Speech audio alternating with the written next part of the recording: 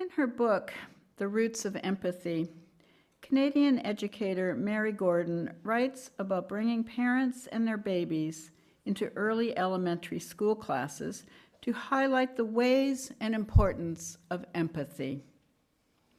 She writes, Roots of Empathy places babies in the role of teachers because babies love without borders or definition. Babies respond intuitively to love. They are blind to the differences as defined by the world.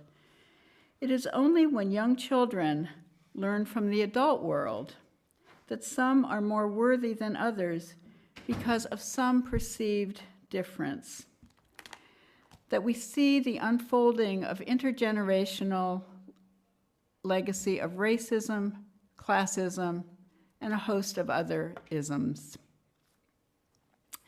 Darren was the oldest child I ever saw in a Roots of Empathy class.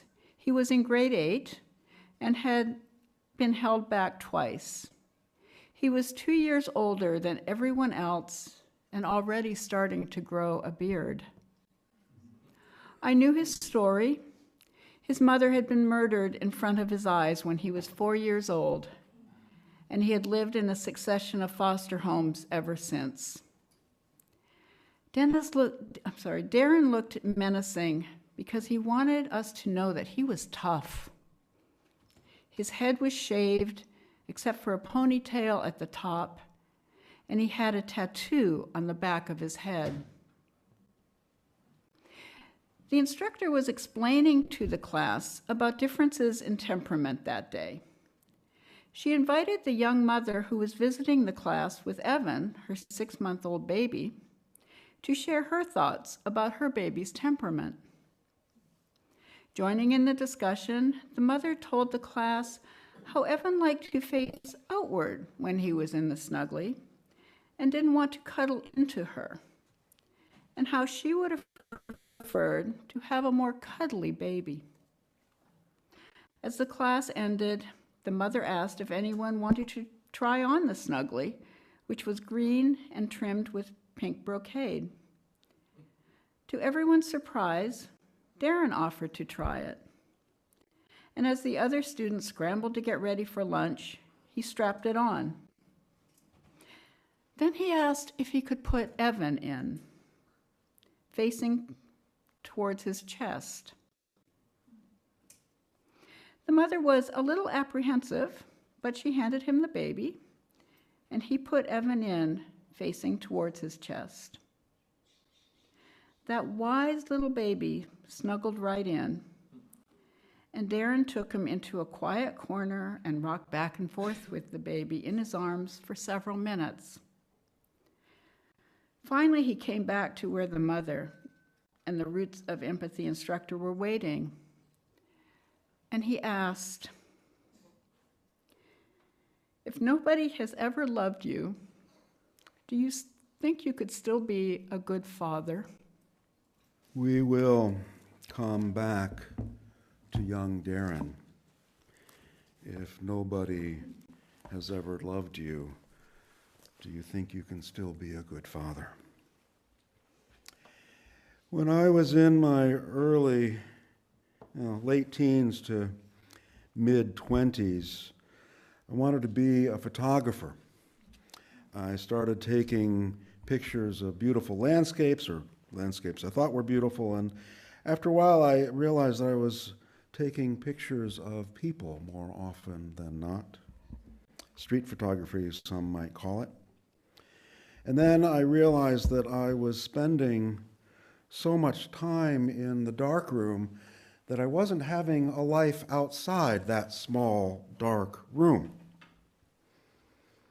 And I said, I want a family, so let's let this sit for a while. And when I had a little more time on my hands, 2 or 3 years before COVID, I got back into photography. And when COVID came around, I had a little more time on my hands. Not that much, not as much as you might expect because of things I'll get to on another Sunday, but I started watching photographers do teachings and seminars on YouTube, which is this whole encyclopedia. There's a lot of junk, but there's some really good stuff there. And one of the photographers I watched, and he would post on Sunday mornings, so it got me in trouble a couple of times, and I practiced watching him after I got home. But this morning, Nigel Danson is a landscape photographer from the UK. He had been out in California on the peninsula. He worked in software development for a while, and sometimes he will wear a San Francisco Giants cap. So, completely lovable guy. I caught a minute of his post that went live this morning. He was in front of his tripod, and the light was shifting, and he was panicking, trying to get the shot, and he tells himself, "Don't panic, don't panic," and then asks himself, "What am I doing? What am I doing? I'm panicking." That sums up a lot of the political moment we're in, doesn't it? So there's a lot we can be talking about. You are relatively new to me. I am very new to you. There's a lot we need to be talking about. Charlie Kirk's memorial is today in Arizona. And while he was senselessly murdered, an awful act that nothing good can be said about, he was also racist and misogynist. Hailing him, as some have done, as a new Martin Luther King Jr. appalls me, frankly. But today, on the cusp of the autumn season, which is really apparent in the sky outside right now, I'd like to talk about love. My job now as your new minister is to get to know you and help you know me and figure out what it is we can do best together. So talking about love as the center point of our faith sounds spot on to me. And while the tone of how I'm about to move into the topic may seem and land like a little tongue-in-cheek, sometimes I do that, warning, we'll move into heart space again shortly, I am sure. Remember, we're not forgetting about young Darren. If nobody has ever loved you, do you think you could still be a good father? The life of a Unitarian Universalist is seldom easy. And in my case, you leave the country for a little bit, and what happens? The denomination changes everything. When my wife Ann and I left for Canada 4 years ago this last July, our denomination had 7 principles and was thinking about maybe adding an 8th. Up in Canada, I helped vote their 8th principle into being. The denominations separated a fair number of years ago, and it felt good adding that 8th, although 8 is an awkward number for such things. It felt good to publicly state that those in the margins of society have perspective that those temporarily more central could learn from for the betterment of all. We'll be talking about that on future Sundays, probably not all that long from now. So up north, the Canadian Unitarian Council now has 8 guiding principles. Many up there saw it as leading the way for those, as they often put it, south of the border. But no, down here you pivoted. Over the last few years, you let go of the 7 principles, the ones I grew up with, substituting 6 values, all informed by love. As the denomination now states, love is the power that holds us together and is at the center of our shared values. The values we share include the following, which we hold as inseparable and deeply interconnected. I'm going to list them off in case you don't have them memorized yet, because I don't. Interdependence. We honor the interdependent web of all existence and acknowledge our place in it. Pluralism. We are all sacred beings, diverse in culture, experience, and theology. Justice. We work to be diverse, multicultural, beloved communities where all feel welcome and can thrive. Transformation. We adapt to the changing world. Generosity. We cultivate a spirit of gratitude and hope. And equity. We declare that every person is inherently worthy and has the right to flourish with dignity, love, and compassion. Back in Ottawa, where I served those 4 years, until this July, we talked about that shift of you down here south of the border.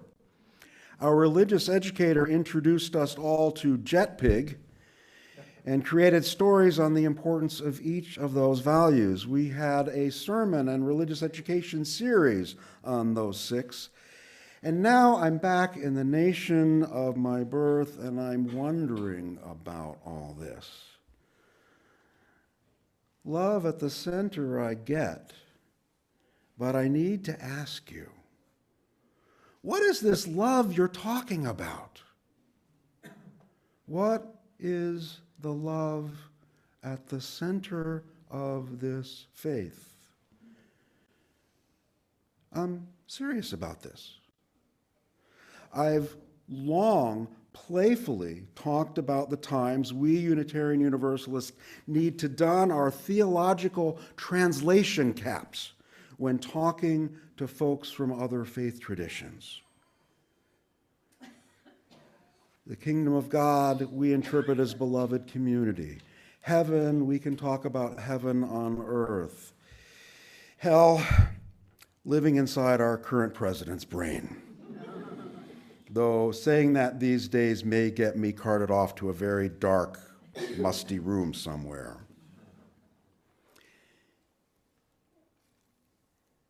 I've been a minister nearly 30 years, a lifelong Unitarian Universalist, just turned 61, so I know a couple of things, but I've never been clear on how we might best translate the Christian phrase, the love of God.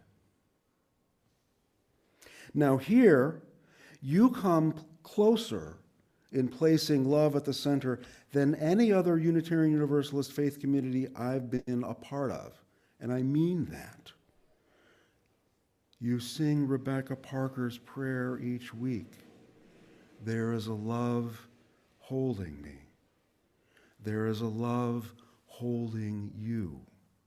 There is a love holding all. We rest in that love. But I want to ask, and maybe this is the Unitarian part of my upbringing that wants to have everything ironed out and clarified to the 10th decimal point. What is that love? We talk about love all the time. You don't know it yet, but I talk about love all the time. We have goldenrod t-shirts that used to say that we stand on the side of love. Now we say we side with love because it's less ableist, although I still grieve the loss of the active verb. When I think back to one of the most memorable conversations of my life that took place on a sunny afternoon on a bus stop bench in Berkeley, California. I had graduated from Starr King School for the Ministry there a few years before, and I was with my friend Patty. She had worked in the small office for a group that trained student chaplains at San Francisco General Hospital. It was called Sojourn's Ministry. And I was one of the student chaplains there in the summer and fall of '95. Patty had helped me find my way at Sojourn's, which was not an easy task. And 2 years later, she applied to Starr King. We were her test case, I think. And on this particular day, it was likely a year or so into her time at the school, she was discovering that to be more authentically herself, she needed to realign her life. Maybe some of you have been through similar experiences. And that meant asking her husband of 20 or more years for a divorce. She still loved Andy, but theirs hadn't been a true marriage, at least in her perspective, for quite some time. No, that was not an easy place to be. There are no easy answers or emotions there. What gave her the confidence to make the choices so that she could live more authentically had been a long moment of spiritual and emotional clarity. One of those moments full of both tears and wonder and appreciation and gratitude. She had been doing some therapy work to see if she could reconcile herself to some unfinished business with her late father.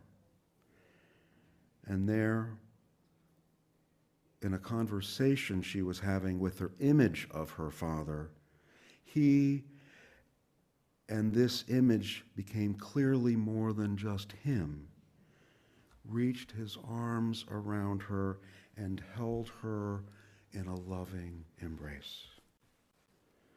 Raised Christian, this was the most profound experience of what was meant by the phrase God's love that she had ever had. And I had a comparable experience that helped prompt my own call to ministry and to seminary. I had recently graduated as an undergraduate and had no idea what I would do with my life. I had thought about ministry, but I knew I wasn't mature enough for seminary. That's true. At that time, in the afternoons and evenings, I worked in the natural food section of a large grocery store, and in the mornings, I worked in the mailroom of a large financial services corporation. There, in my basement cubicle, while I was supposed to be working, I asked the universe for help. I was feeling alone and utterly rudderless. And an answer came to me, well, at least a response. Those of us who are cisgendered often reached out to those of the other sex for a sense of wholeness. In response to my call for guidance, a figure of a woman came up behind me as I sat in my workstation and wrapped her arms around me. I could feel those arms. I could feel her chest at my back. I felt a deep sense of peace come over me. And I knew I was and would be okay. I could simply be myself and rest in that. For Patty, the feeling was being held in a loving embrace. For me, a similar embrace brought a sense of peace, not exactly identical, but close enough as far as I'm concerned. And while I have no desire to downplay anyone's experience of what may be called the mystical, I don't consider the experience I had to have anything of the supernatural about it. The closest term for what I experienced in that moment was having a vision of sorts. I think it was my mind telling me something that I needed to know and hear, sort of like what dreams can be. And it is not something I have any desire ever to dismiss.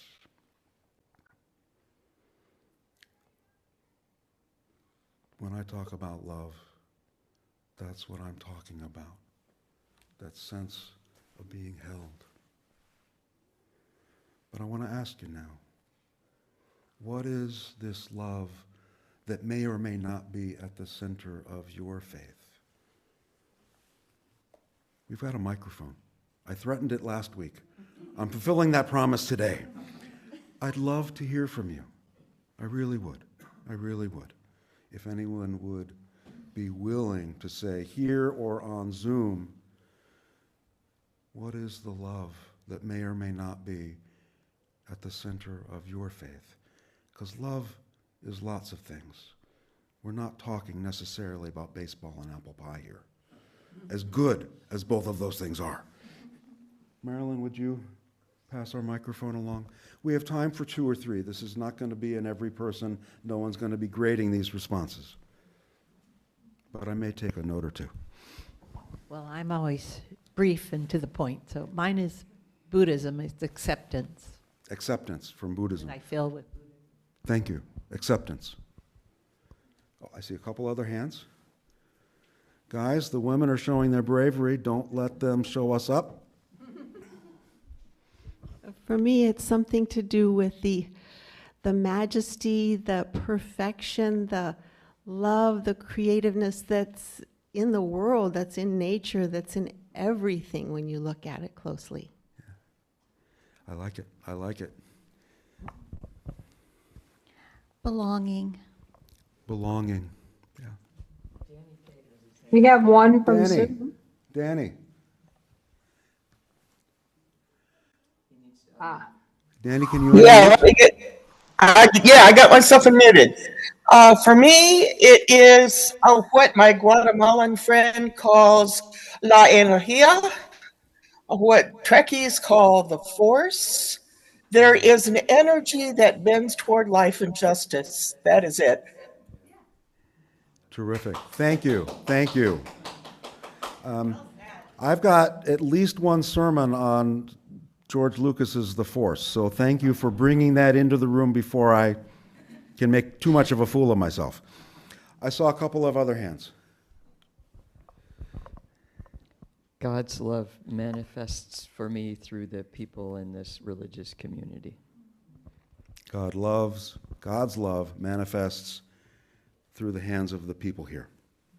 Thank you, Ben. we have another one in the Zoom chat. Allison, Hold on a minute. I have the speaker, whatever you call it. The mic. We'll get to Okay. that. Will be the last Yeah. comment from Zoom, but let's hear from Selma first. Love has many, many manifestations, but right now in my actual life, I believe it's commitment and compassion. Commitment and compassion. Absolutely. And from our friends afar? I mean Zoom? yeah. Allison has shared the thought, love is a universal benevolent force that connects us all. It's the Buddhist in nature. Again, let me make sure I'm hearing that right. From the Buddhist tradition, the benevolent force that unites us all. That's Yes. beautiful. That's beautiful. This is a conversation that is not finished. We will come back to this. But I want to tell you one little story before we close. When I was still in seminary, the ministers of our denomination gathered every 10 years or so, and we gathered, I don't know, in the spring of 94, maybe it was 95, in Little Rock, Arkansas. We got in trouble for doing that because it was a pretty white place and most of the people working there were African American, and the trouble was warranted. Being a student, we needed the cheapest restaurant, my friend Tom and I, and so we had a little walk to a hotel down the way, and because it was further away, there weren't many people staying there at that time. It was early in the spring, and so it wasn't tourist season yet. We had much of the place to ourselves.